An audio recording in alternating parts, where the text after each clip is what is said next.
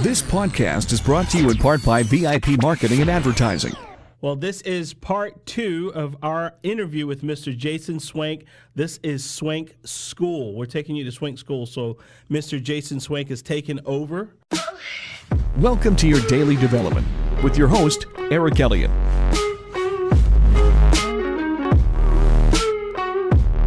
You're running away from the future, man. You gotta get caught up in the past. Mr. Jason Swenk has taken over. You know, he's on the line with us, and I'm telling you, this guy is the truth. Just not, what he says, but what he does, and some of the proven things that he's done in our industry. Very impressive resume. So, Jason, for the folks who didn't listen to part 1, I hate for you to repeat yourself, but if you don't mind, can you give us a brief introduction on who you are and what you do? Sure. I cannot believe they didn't listen to part 1, but my name is Jason. I started an agency by accident in 1999. One of my friends looked like Jason Timberlake and did a website called In. Got popular. People offered me money to design websites. And then, I just kept growing year over year, not very fast in the very beginning because we really didn't have any direction of where we were going, just being reactionary. And then we started getting smart. We started thinking. We started putting the right systems in place. And we started getting like big clients. Like we did everything for Lotus Cars. We did everything for LegalZoom and a lot of big brands. And we started growing very fast. And we grew a nice sized team. And then 12 years later, we had a lot of people banging on our door saying, hey, you thinking about exiting one day? I'm like, sure, the right price, right offer. And that happened. And I didn't know what I wanted to do next. I knew I wanted to do something because just sitting around is boring. And so sat around for a little while. And then I was just lucky enough that some of my old competition started reaching out to me saying, hey, how did you do this? How did you do that? And I loved it. And I loved helping. I said, man, I could do this. And so 3 years ago in March, I started helping out agencies. And ever since, it's been a blast. Where I do podcasts and videos and all kinds of stuff. And you've been swanking it since then, right? Just want to tell you, you guys may wonder, why do I have someone like Jason on? Jason he's a teacher, a mentor. He's a proven leader with some proven systems. And speaking of proven systems, we left off talking about this product that Jason has introduced. It's called the Agency Playbook. And I think there's 8 steps inside the process, if I'm not mistaken, Jason. But we stopped talking about prospecting, but then we went into sales, the sales end of it. Jason, can we pick up right there and just start talking about the sales part of it? Exactly. Yeah. It's all about having the right systems. I see so many people that they'll start talking to a prospect. Like, how many times do you get calls that, like, I remember I get these calls all the time saying, hey, we want Google, YouTube, Facebook all put together, but for like something different. Mm-hmm. And can you do that for us? And of course, we'd be like, our eyes get really like big and we're like, hell yeah, I can do that. Man, I'm going to be a gazillionaire after working with us. And then you only find out that they have a budget of like $2, right? Like $100 or $1,000. And you're like, wow. Oh my gosh. And you spent all this time with this prospect. So like literally you'll spend maybe a week with them. You'll spend another week doing the proposal. You'll send the proposal over, and then cricket. Like cricket. Like, been there. It would be cool if, like, in the B-roll, you could actually have crickets like going. That would be cool. But you have crickets, and you're like, wow, why does this keep happening to me? And the reason is you don't have the right sales system. Yeah. One of the things that I would tell my salespeople is go over what I call NBAT. Need, budget, 40 times. I can't spell my own word I made up. NBAT. But the first thing is what's the need? Make sure it matches up with your core service. Stop selling services that you don't have any idea what to do, right? Mm-hmm. That has nothing to do with what you like. If they want you to do media buying and you've never done media buying, walk away unless it's your long-term vision. Okay. So make sure the need. That's the easiest part. Right. Here's the hard part is the budget. So most of you, if you ask for the budget, it's like toward the end of the 2-hour call. Or if you ask at all, like literally I've done a survey of, my whole list was just like 40,000 or whatever it is. And like half asked for a budget. And another half never, like the client says, oh, we don't have a budget. Like, cool, right? Yeah. And then you keep going on. Right. So I'm going to tell you the easiest way to get the budget. So when the client says, I don't have a budget, you have two ways to get it. And it has to fit your personality as well. So keep this in mind for the first one. The second one will work every time. But whenever I would hear, hey, I don't have a budget, I'd be like, cool, I love working with people that don't have a budget. So I can spend all kinds of money testing, and we'll eventually figure it out. Yeah, right. Then shut up. Let the crickets go on, right? And then they'll be like, oh, so you do have a budget. I was just messing with you. And then I would go into my second tactic called the reverse auctioneer. So it's say, all right, so I just need to know some kind of range that you're trying to stay around, so I know if we're the right fit for you. And I'd start really high. Are you trying to stay around $1 million, 500,000, 400,000, 100,000, 50,000, 20,000? Just give me a range, and then they'd give you a range.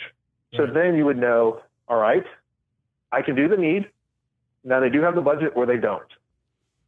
Then after that, I'd go into the authority.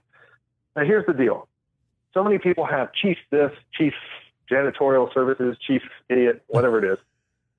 And you think because they have chief that they're the decision maker. Right. Not necessarily. I've chatted with many CMOs that have to go to a board or wherever to the CEO to get approval.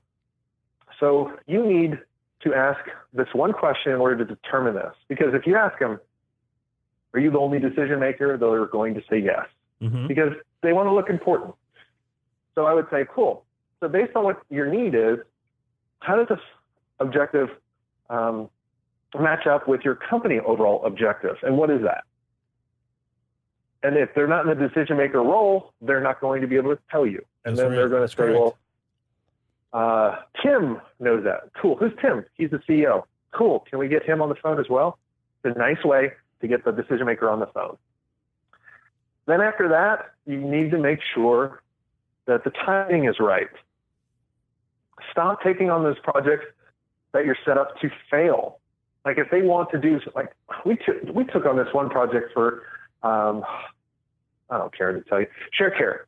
This was backed by Oprah and Dr. Oz and all these kind of different things. Mm-hmm.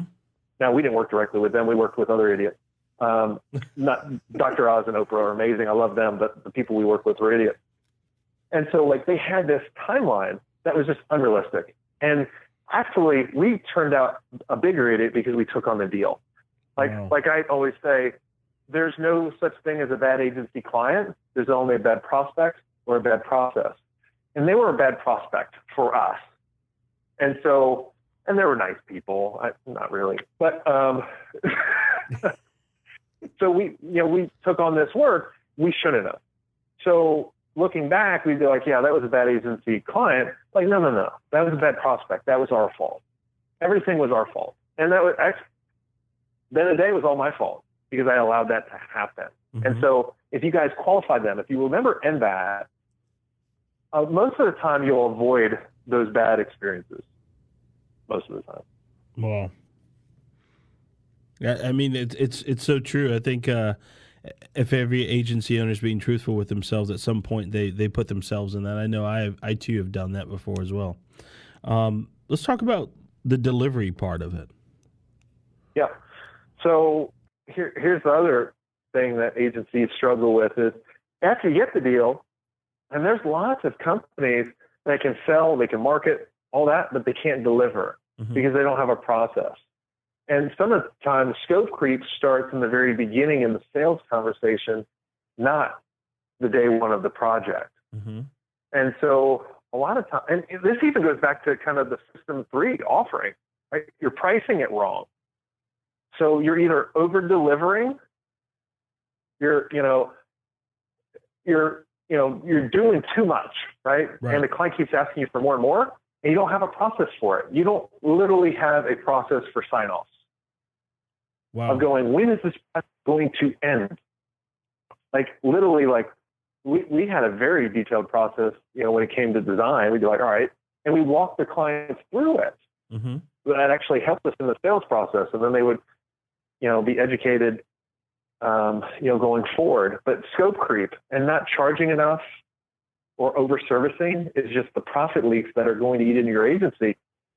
And if that eats in your agency, you're not going to be profitable. If you're not profitable, then you're not going to be able to take on, the right team in order to help you out. And then your company will start spiraling backwards because your business lives on referrals, and referrals only give you work that is equal or below. And then you're always going to say, I don't have enough time. That's a great point. And if you don't have enough time, it comes down to you're not charging enough, or you're not saying no to too many things. You're saying yes to too many things. I remember hearing a story. I watched a video of Johnny Ive, and this was after Steve Jobs passed. Hopefully everybody knows who Johnny Ive is, lead designer at Apple. So Steve Jobs knew he was one of his most valuable assets. And so Steve would always go to Johnny and goes, what'd you say no to today? Meaning, you need to say no to a ton of stuff. You need to say no to the stuff you actually want to do, but you got to say yes to the stuff that will help you in the long term. So Steve was the master at that, right? So yeah, absolutely. He had unbelievable focus in order to accomplish that task. And he wouldn't go on until, he completed that. So it goes back to what we talked about in the episode 1 with you, is focus, finish one commitment till success. And so delivery really comes down to saying no and literally documenting your process and charging the right amount. Mm-hmm. So we can definitely, sometimes scope creep is our problem. And like you said, we're over-servicing people sometimes, and sometimes we give too much value to a client. And like you said, when we were waiting on referrals are either below where you currently are. And I think sometimes potential clients, they use that as a benchmark when they start shopping, right? Mm-hmm. Oh, big time. Yeah. And I would always laugh at they're well, we got to shop around. I'm like, okay, cool. They're like, oh, that doesn't bother me? No, not at all, because I educated them on the process. Mm-hmm. If I qualified them in the right way, most of the time they probably wouldn't shop around. Mm-hmm. But if they did, they were probably not the right ones for us anyway. Mm-hmm. Not saying that we knew everything, but I would educate them so much on how it needs. I'd be like, any agency doing 3 concepts at a time doesn't know what they're doing right off the bat because they're just guessing versus starting with 1 and then going. So I'd educate them on that.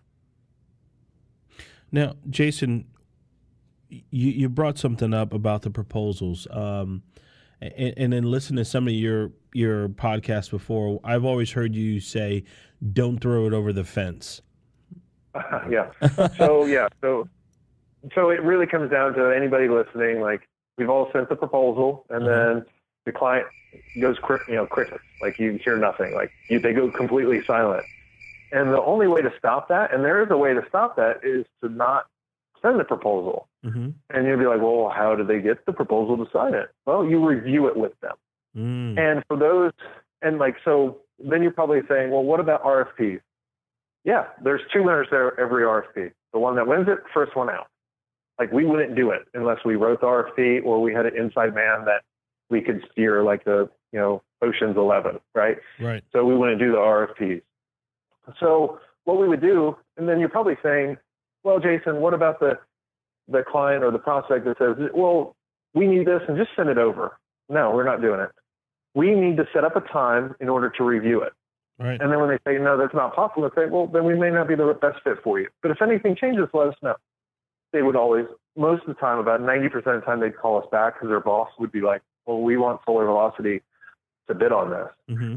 And then they'd be like, oh, they turned us down. Why'd they say no? They're like, because we want to meet with them to review it. Well, what's wrong with that? And then we'd get the meeting.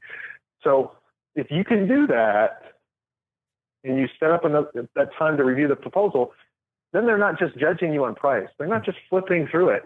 You can actually overcome objections. Imagine that.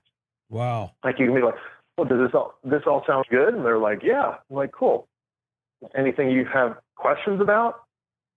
Yeah, I have questions about this. Then you can overcome that. Jason, We're going to take a break really quick. Jason, I just tell you, man, whoever's listening to this today, you are getting a treat. And we're going to take a break, and we'll be right back with Swenk-School. How's that sound? You don't need a marketing agency. You do deserve very important placement. VIP Marketing and Advertising is a cutting-edge strategic digital, creative, media, and marketing partner that provides services for businesses of all sizes. To stay up to date on the latest marketing news, subscribe for email updates at veryimportantplacement.com. All right, we are back from our break with Mr. Swenk, and during the break we talked about the Agency Playbook, and we also talked about another key element of the Agency Playbook, which is operations. We're not going to dive into that today, but if you want to hear more about it, or you want to find out about operations and the Agency Playbook, I want you to go to Jason's website. And Jason, what's that website address again? jasonswenk.com/playbook, or you can just do theagencyplaybook.com. That's right. And so now, one more thing that we want to leave off with, and then we want to go into a segment that we want to call rapid fire, and that is leadership. That's probably one of the most important parts of the process in the Agency Playbook. Jason, let's talk about leadership just for a minute. Yeah, so leadership really comes down to the roles that you need to be as an agency CEO, right? And most of you, including me, for a long time, were kind of the agency owner. And that's not a CEO. We were basically being reactive. We were doing too much, right? We were just, man, it was overwhelming. But when we actually started putting the right systems in place, I was able to change my role. Now, when I changed my role, and I did it, I got really depressed because the company did not need me for what it used to need me for. So my new roles were set the vision and direction. So this goes back to kind of the first system. Set the vision and direction of the agency and communicate it to your team. So if you remember in the first part, I talked about if you don't communicate your vision to the team, they're going to make decisions based on what's better for themselves rather than what's better for the agency. So and if you talk to any leader, like whether it be like Tony from Zappos or any of the big ones, Right. That's one of the biggest roles that they need to do. Set the vision, direction, communicate that to the team. The next part is you need to be the front face of your agency. We had this conversation a couple months ago, right? I was like, get out there, put your face out there, do podcasts, all that kind of stuff. Yeah. Right? So you got to be the front face of the agency. Now, a lot of you are going, well, what about my team? And it's going to hurt my company if I ever sell all that. Like, all right, the best example out there that someone's being the front face of their agency is Gary Vaynerchuk. If you guys don't know who that is, you're not in the agency space, right? They're just dominating. Right. Well, that's number two. The third one is, and this is an important one, coach and mentor your leadership team. Only your leadership team, not the whole organization. But what you'll do is you'll coach and mentor them, and then you'll show them how to coach and mentor the people directly under them, and so on and so on and so on as you build the layers. And your job is to make them a better person, not just how to make their job better, but figure out what makes them tick. What do they want? What's going to keep them happy? Right. Right? And go do it. The other one is know the financials. You don't have to be a spreadsheet geek or whiz. I'm not. I'm horrible with numbers. I always laugh at my math teacher now that used to say, Jason, it's not like we're going to be carrying a calculator in your pocket, so stop cheating on the test. I'm like, yes, I'm carrying a calculator in my pocket now. Right. So who wants? Drop the money. Right? So you got to understand the financials so you can actually grow and make sure you have the right profitability. If your agency, and look at those numbers, if your agency is under 35% in profit margin after you're paid your salary, but before distributions and before taxes, you're under par. You're under the average for the U.S. market for service-based companies. Mm-hmm. So make sure you understand the numbers. And then the last part is make sure you're going out building the key relationships and assisting sales. Not doing all the sales, but assisting sales. So those are the different things that, those are the roles that you need to do as a leader. Mm-hmm. But at the end of the day, leadership really is all about, giving people the direction of what they need to go, but allowing them to be creative in how to get there. Right. It's not a dictatorship, and allowing them to climb out on a limb, even though they know that limb may break, because you'll be there to catch them. That's what a leadership role is. And when you are able to accomplish those roles, you're going to see amazing things happen in your business, because then you're going to have a team, you're going to have an operation, you're going to have all these systems firing on all cylinders, and it's going to grow at a substantial pace. Are you going to have issues? Of course. You're always going to have issues. You don't run from them, you face them, and you just take them head on. You know, one thing that sticks out, Jason, I remember you saying, I started binge listening to your podcast over and over again, especially when there's nothing, like no television for me to watch. I go back and I start listening to podcasts and kind of preparing for today again. I went back and I listened to some of Swenk's greatest hits, you know. One thing that you said was when you come to a meeting, the owner's supposed to kind of add color to the meeting. You know, he's supposed to be there to support his staff and add color to the meeting. And I think that goes along with leadership and what you're saying. So, Jason, I think that is awesome. I want to jump to a segment, and we're wrapping up here, but I call this rapid fire. And, Jason, what I'm going to do is I'm going to give you a medium, and you tell me exactly how effective you think that medium is. It's all opinion. And where you think the attention is when it comes to that medium, okay? Let's say radio. I mean, low. Oh, wow. TV. Say that again? TV, television. That's actually not as low as radio, but I don't have much attention there either. Mm-hmm. Newspaper. What?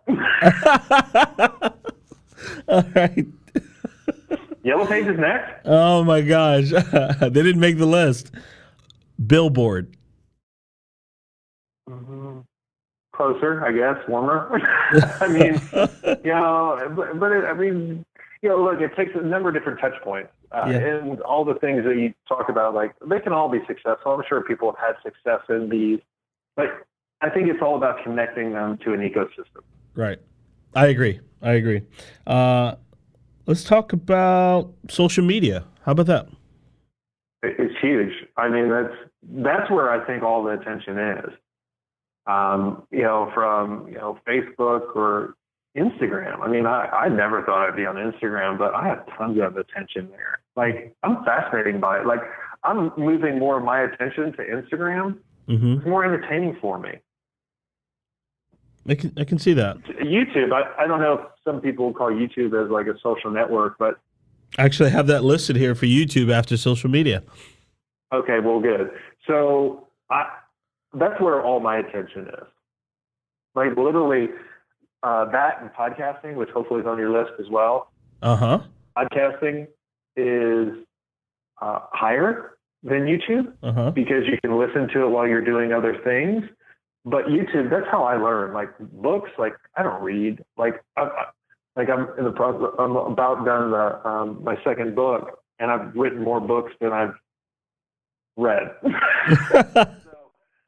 So, like, you know, I'm a little bit different, but I have tons of attention in YouTube. Like, I watch YouTube way more than TV, and like I learn there. Wow. And I'll leave it here. How about AdWords? SEM marketing. So search engine marketing is big. I think AdWords is going down a little bit. Yeah, I agree. Right? Because if you look at 100% of the pie, there's only about maybe 3 to 10% of the people actively looking for what you do, right? Mm-hmm. And that's a crowded space because everybody's trying to buy those words. Mm-hmm. And then you have 30% of the market that will never work with you. So then that leaves the portion in the middle, right? Mm-hmm. I think is the bigger opportunity through like content marketing or pay-per-click through Facebook or pay-per-click through LinkedIn. It's going to hit up those people that are unaware of you, unaware of a problem, or not ready yet. Mm-hmm. So it's going to hit them where they're already at, fish where the fish are, and then you can kind of pull them into your pipeline or whatever you want to call it. Make them aware of you, kind of build that awareness. And but I think with AdWords, like, it's just crowded, and a lot. You can't reach the people that don't know they have a problem or don't know like how to find you. Like, there's lots of agencies listening that never knew that there were advisors that actually help agency owners. Mm-hmm. The agency, digital agency, consultant, you're going to see all these other consultants. Absolutely. I couldn't rely on AdWords. I had to rely on all other strategies. Wow. Jason, it was awesome, my man. Thank you again, man. Hopefully one day I can return the favor to you. So thank you for being on the show. It was fun. It was informative. It was knowledgeable. And I encourage every agency owner out there to go visit Jason's website. Google him, Bing him, whatever you want, but you need to check this guy out. He is the truth, and I don't put my name or say a whole lot about a lot of folks that I don't believe in, that I do believe in, but this guy I believe in. So I want you to kind of stay tuned, you folks out there. Remember, we're going to release these every Wednesday. You'll have an episode of Your Daily Development, and if it's content you crave, go to veryimportantplacement.com, sign up for updates, and receive our weekly video for Marketing Minute, where we give 60 seconds of advertising advice for your business. For Jason, please tell our listeners how they can find you, how they can call you. I just want them to swank it. Awesome. Well, the easiest way to get in touch with me is go to my website, jasonswenk.com. If you want to never miss out on any of the content that we deliver on almost a daily basis, make sure you go to swenk.it. You got to Swenk it. That's what he was referencing. So Swenk is SWENK, Swenk it. And you'll get all kinds of goodies. And at the end of the day, hopefully you took away at least one thing. If you took away a lot of things, that's great. But write down one thing that you're going to go do now and actually go take action and stop listening. Absolutely. Awesome. To our listeners, thank you for your time. To our guest, Jason, again, thank you. We hope you guys gained a lot from this episode, and we love your feedback. Don't forget to tell your friends, share this podcast wherever you listen to it, on Google Play, SoundCloud, or iTunes. And this has been Your Daily Development. Copyright 2017 VIP Marketing and Advertising. Produced by Craft Creative. When all eyes are on you, make it count. From audio to video to graphic design and more, Craft Creative can do it all. We don't make commercials, we craft creative. See what we can do for you at wecraftcreative.com.